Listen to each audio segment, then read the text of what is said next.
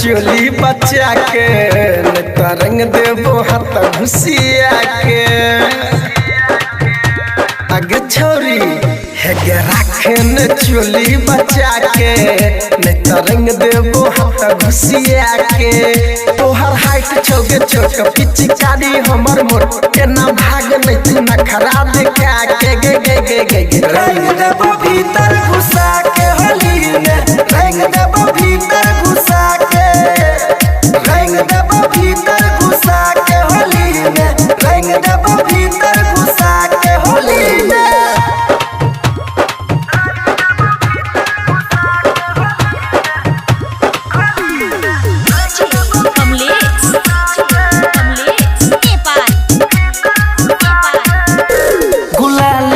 लगे बोलेबो कोना में लजा के तोरा खूब बजिएबो एतो खूब मजा जब धरबो के पाजा कबही के जाना के फेर लगा जा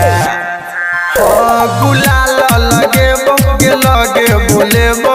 कोना में लजा के तोरा खूब बजिएबो एतो बड़ी मजा जब धरबो के पाजा कबही के जाना के फेर लगा जा छोरी के दही सार के आई पिचकारी तबे न सटाई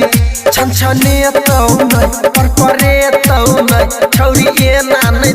तू गुस्साही गे गे गे गे गे रंग देबो भीतर घुसा के होली में रंग देबो भीतर घुसा के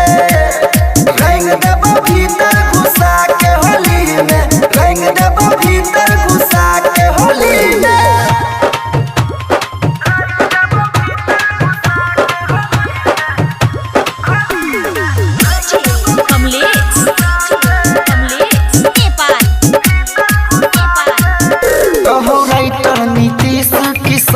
से मिले आई बेर के होली में बनते के सीन देखे बैज नखरा बढ़तो के खतरा यादव के टोली में बनल छै जतरा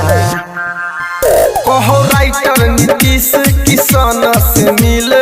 आई बेर के होली में बनते के सीन देखे बैज नखरा बढ़तो के खतरा